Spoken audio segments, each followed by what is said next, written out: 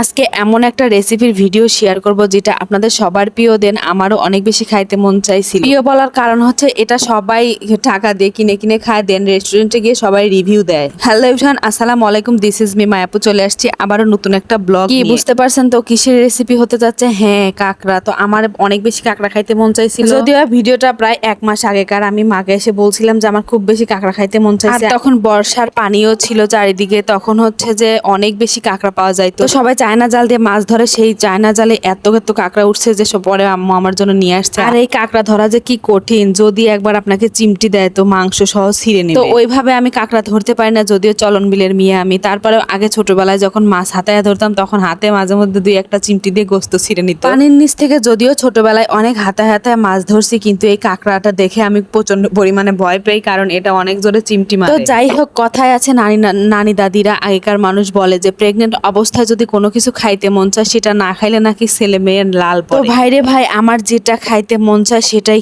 খেতে হবে, কারণ আমার বাবুর তো হওয়ার পরে কোনো লাল পড়া যাবে না। দেখেন এই কাঁকড়াটা কিন্তু ভীষণ বড়, আমি ভাঙতেই পারতেছিলাম না। আমার বাবু হবে আর হচ্ছে তার আবার লাল পড়বে, এটা কখনোই আমি মেনে নিব না। তাই যখন যেটা খাইতে মন চায় তখন সেটাই খাই। যখন আমি ঢাকাতে ছিলাম তখনই খুব বেশি কাঁকড়া খাইতে মন চাইছিল। তো এগুলো হয়তো খাওয়া যায় কিনা আমি জানি না, অনেকেই খায়। এর আগে আমি অনেক বছর আগে ছোট্টবেলায় খেয়েছিলাম এই কাঁকড়া ভাজি। তবে এটা আমাদের মুসলিম হিসাবে এটা মাখরু, যেমন চিংড়ি মাছ, কাঁকড়া এগুলো তো আমরা খাইতেই। আমি এইটা বলতে চাচ্ছি যে সবাই তো রেস্টুরেন্টে বড় বড় সামুদ্রিক কাঁকড়া খায়, তো এইটা তো ঝিরির কাঁকড়ার মতো। যেমন আমি দেখছি যে চাকমারা খায়, আমার গ্রামে কিন্তু অনেকেই খায়। আমি অনেক বছর আগে একবার খেয়েছিলাম, ওইটাই মনে আছে যে মরমর লাগে, অনেক বেশি মজা লাগে। তারপর হচ্ছে আমার মা সুন্দর করে এগুলো ধরে ধরে পরিষ্কার করতেছিল। মা একটু ভয় পায় না, কারণ মার এগুলো অভ্যাস আছে।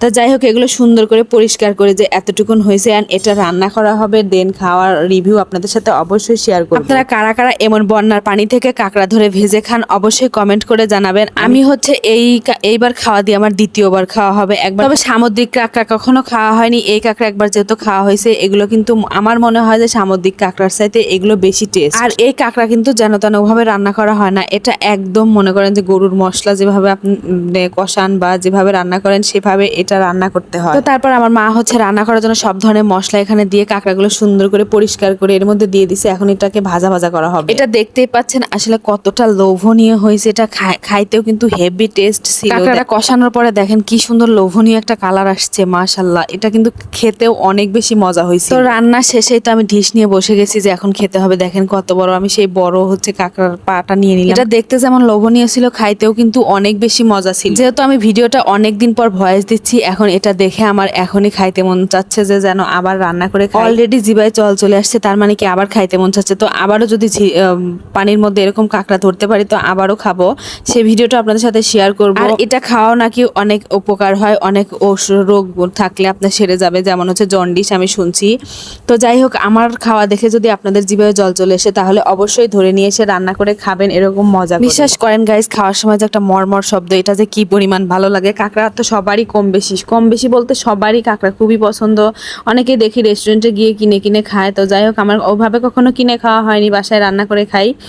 তো যাই হোক, ভিডিওটা ভালো লাগলে অবশ্যই সুন্দরী কিউটি ডিব্বা মায়াপুর পেজটা ফলো দিয়ে সাথেই থাকবেন। দেখা হবে অন্য কোনো ভিডিওতে। বাই বাই, টেক কেয়ার, আল্লাহ হাফেজ।